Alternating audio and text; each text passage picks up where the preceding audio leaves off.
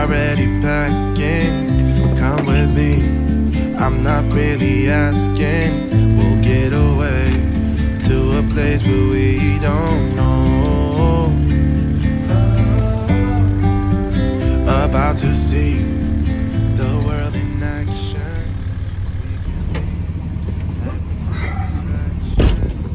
Good morning, guys.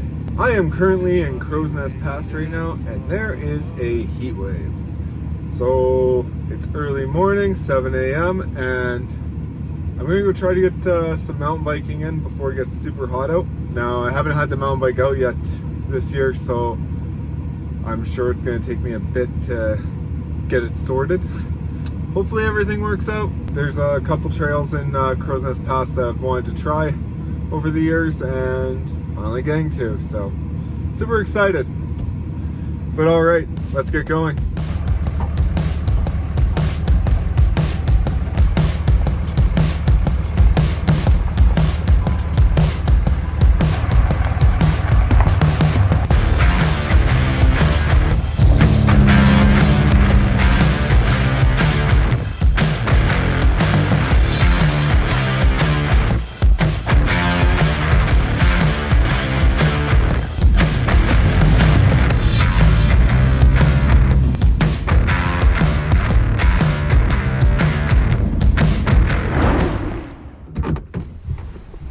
Alright, we're here. I'm mostly just worried about the drivetrain's really dirty. I want to get that cleaned up first.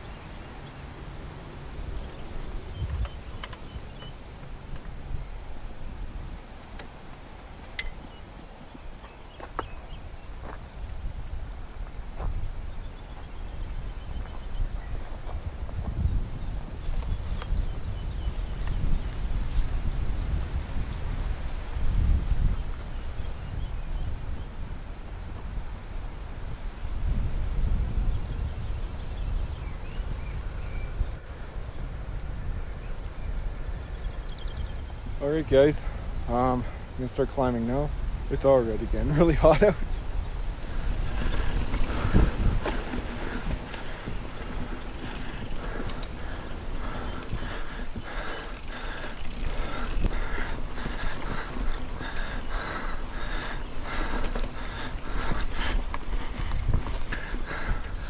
Woo guys, we made it! That was a chore. Wow. Where are we at here? 291 meters in elevation there, but that's also bringing a 35-pound bike under you too, pedaling it up. Oh, that was a good workout. All right, now for the fun part. Let's go down. All right, guys, take it easy on me. It's my first time this year, so let's do this. Buck 50.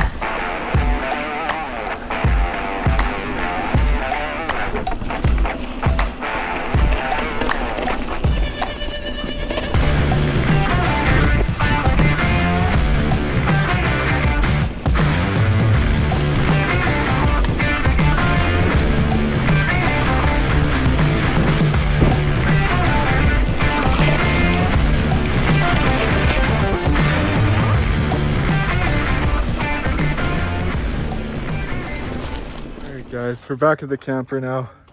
I don't know what time is it. It's 11 o'clock basically. It's way too hot. Thank you, Siri. Basically 11 o'clock. Don't tell her that. But yeah, it's way too hot. I can't function in this. I'm gonna go find some water to go sit in, I think, or somewhere with AC. All right, talk to you guys in a minute. So if any of you are wondering, like, Should you put your bikes on the ladder of your camper? Depends. If you had something like an Arctic Fox and it's you know it's like mounted into the aluminum framing and everything, I think you're good to go. Don't hold me to that, they might not be. Double check with the manufacturer. Northern Light does not recommend this. They say to get a bike rack and hang it off the back. In my experience though, it destroys your departure angle, and if you're going into somewhere that has a like steep ditch and you like go down and then you come right back up, you're going to drag your expensive bikes. So I don't like putting them back down there. If you've ever watched in a backup camera your bikes on those bike racks, you'd also cringe because they shake a lot. That's probably the number one reason I won't put it on the front, is because I'd be watching it and worried about it the whole time. I know I've seen a lot on the Northern Light Facebook page where people are able to just put the back tire on the basically the patio on a newer Northern Light and then mount and then just have all the weight on that rather than it be on the ladder and the ladder just kind of holds it in place. That's a better idea than this. This is pretty, I got a lot of faith in it, in that ladder right now. But quite honestly, I checked the bolts on it and everything and nothing's moved. So yeah, drove the entire forestry trunk road, went over how much washboard, went over roads with a bunch of potholes and everything. So far so good. I guess by the end of the summer we'll know. Maybe I won't have a ladder anymore. For the most part, this has been my favorite way to haul the bikes. The only way that I would recommend would be better is to get a crew cab truck, even an extended cab, and put your bikes inside because they're expensive. That's what you should do in the first place.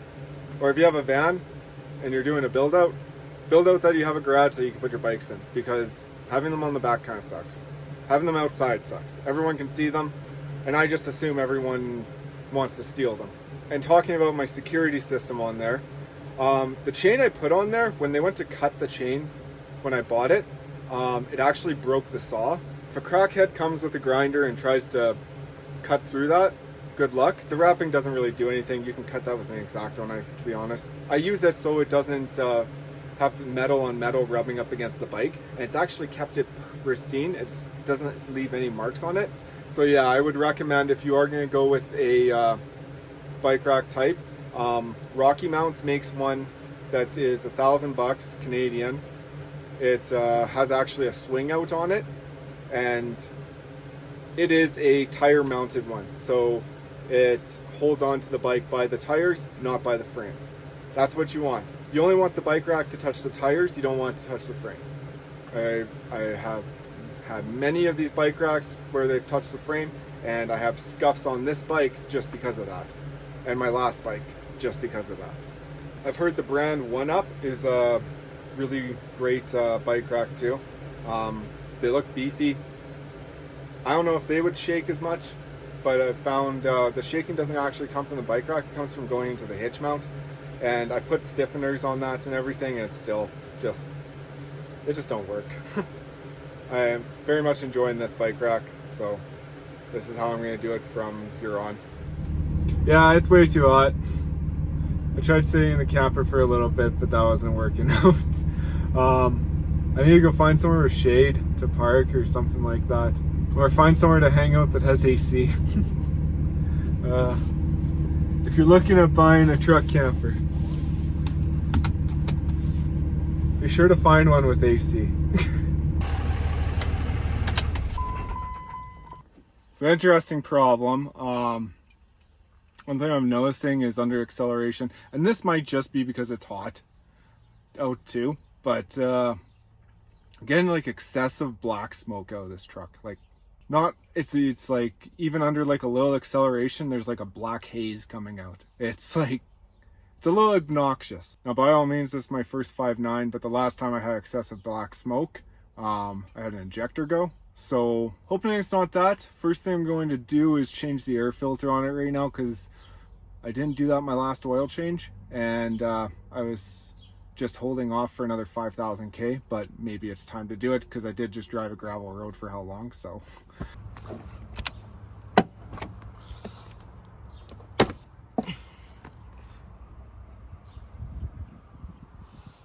Ah, there's the last one. Okay. Well, it's not collapsed on itself, but I would say that's pretty dirty. Okay, pretty sure that's my culprit. Look at that thing.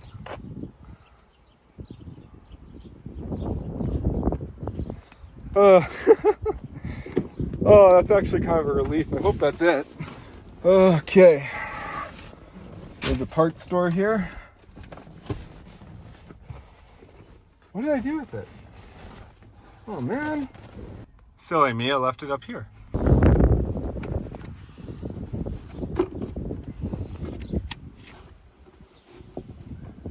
No way. Oh, those. Oh, never mind. I got it wrong. Okay.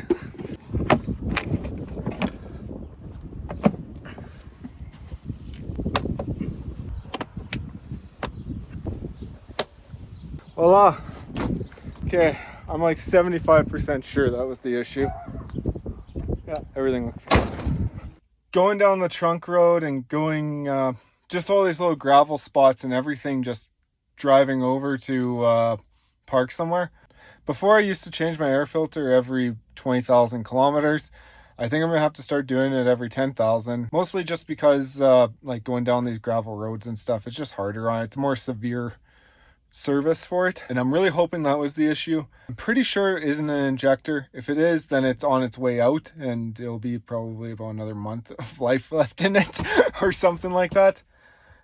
Injectors on this truck are not hard to change. You pull the valve cover, loosen up the fuel line, pull the rod out, pull out the injector, pop it back in. The hard part is diagnosing which one it is. If you can do it, if it's an electrical issue, usually the truck will tell you which one it is. It's just a fueling issue and one's stuck open or stuck closed. The truck won't tell you nothing. It won't even give you a check engine light half the time.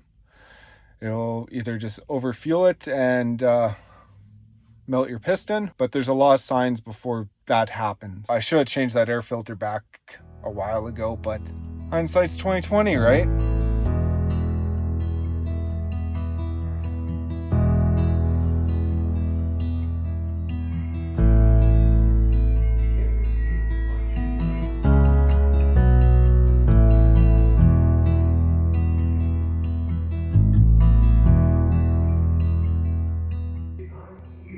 Funny. I thought that was a culvert. It's a water pipe. Look at this chainsaw.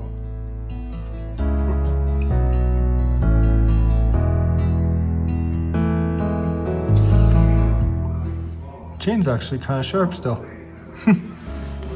Every time I walk into one of these rooms, the lights come on. It's like a really like abrupt thing. It makes me jump.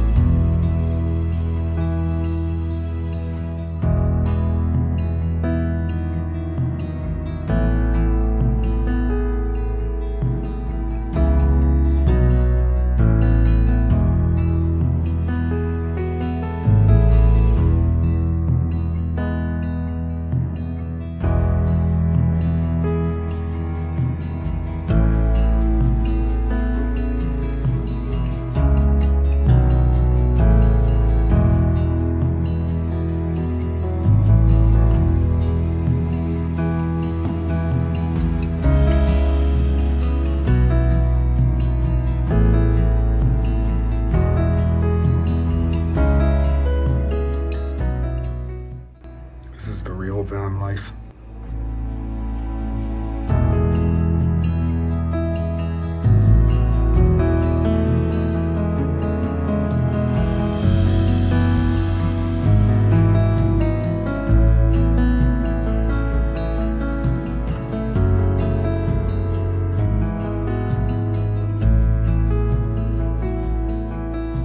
I think I found a barber shop. I could use a haircut. In all seriousness, I could really use a haircut.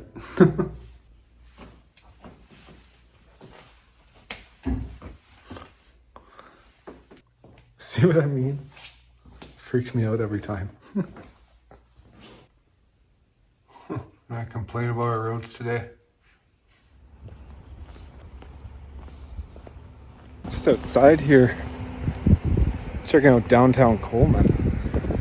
It's very cool.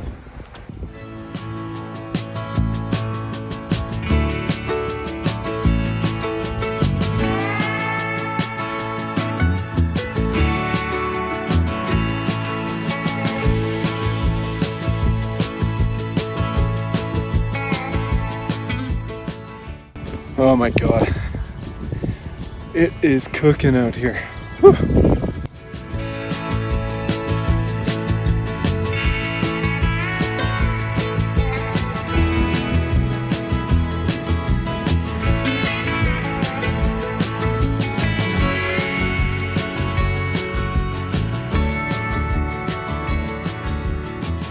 My phone died there, but yeah, that's Coleman. Super cool to see the history around here. Coleman and Blairmore and Frank, like this entire municipality of Crowsnest, most of the history here is a lot of like coal mining, but there's also quite a bit of like bootlegging, crime, all sorts of stuff like that. It's a cool area. I'm gonna go find a place to go swimming. There's a lake over here I'm gonna head to, and that should be good enough. I just hope there's actually parking there.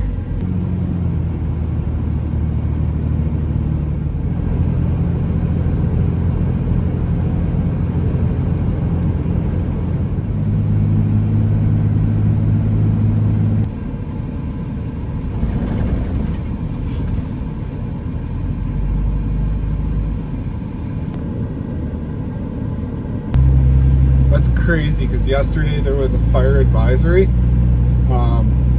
Yeah, now there's a fire ban here.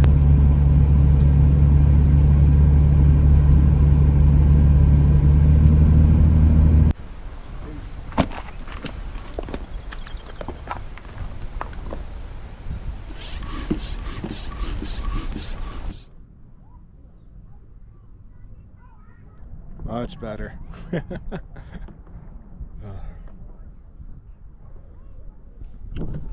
I don't know if you guys, yeah, you can see it in here. Like you look at these tree stumps here. I'm pretty sure this lake is man-made. I can't see them anymore, but there's a bunch of fishies in here. So yeah, like I was saying, this lake I'm pretty sure is man-made. Just lots of stumps in here and everything. And I'm pretty certain the reason why is they flooded this for some sort of reservoir or something like that.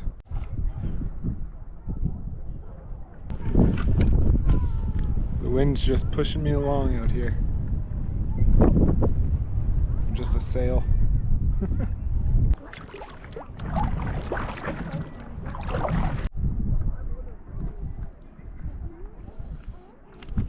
I got my feet in the water. That's about as far as I made it so far. Well, nothing better than that. It was like, I don't know, plus 32 out, and I needed to like cool off. That was so good. I'm hoping I'm going to a new spot tonight, and I'm hoping that it's gonna have some shade. The only thing with the one that I was usually going to is the road up to it is quite rough, and I'm just kind of sick of that. And I like to explore and camp in new areas, so this other one seems all right. I think I'm gonna head over there and check that out.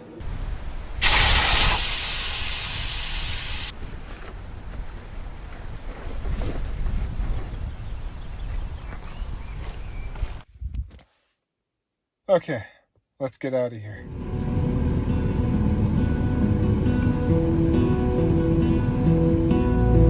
I lose my breath whenever I see you.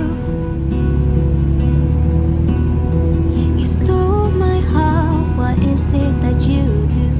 It's kind of crazy though, we went from like it felt like a rainstorm every second day. Wow, let's face it, almost every day. And now I haven't seen rain in a week. And it's like extremely dry.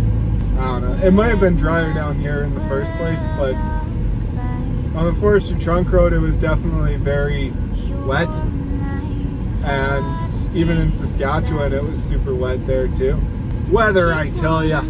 You just wanna hold, you just wanna be with you till we grow old. Please tell me you'll stay or take me away. I want you for myself every single day. You set my world on fire. You set my world on fire.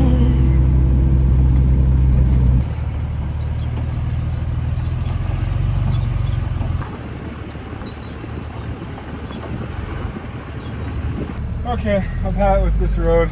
Every spot that looks like somewhat nice, it's taken. Now, I'll have you guys know, it's a Wednesday. So many people down here, it's just crazy. Okay, let's see if this site works. You know, I think I could actually back in here. I think this will work.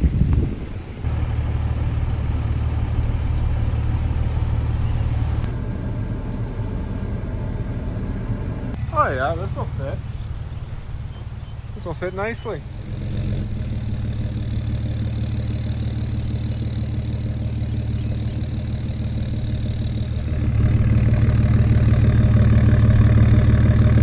I think my only issue is going to be trying to level it.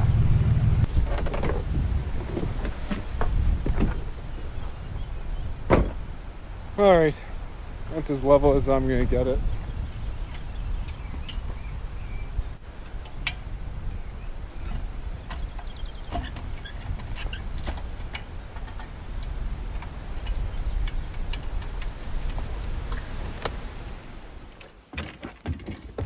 Yeah, that road was worse than the other one.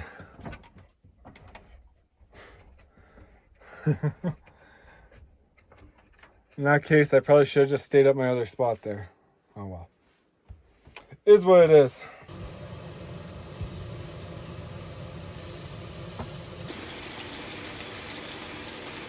I'm wrecked today. I think I got way too much sun. Yeah, like I'm gonna eat dinner and like just pass right out. Today was a good day. I kind of want to go mountain biking again tomorrow. I kind of wish I didn't park all the way down this road. It's not a great road and like, I don't know, I just wanted the spot to work out really good, but I don't think I'll come back here again. The road's really rough in. If you're staying for a while, it's not bad, but if you're only staying for a night, I wouldn't do it.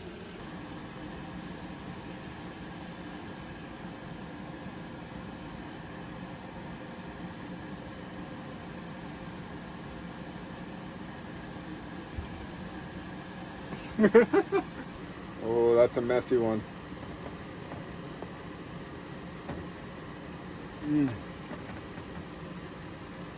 Oh, that's good. Well, guys, it's been great hanging out with you today. We did some awesome things, seen some awesome places. We can't have much better of a day. I even got in the water. A lot of people said clean my hat. Yeah, I went in the lake today, so I count that as clean. But anyways, that's gonna wrap it up for this one. So if you enjoyed the video, be sure to like and subscribe, and I'll catch you on the next one. Later.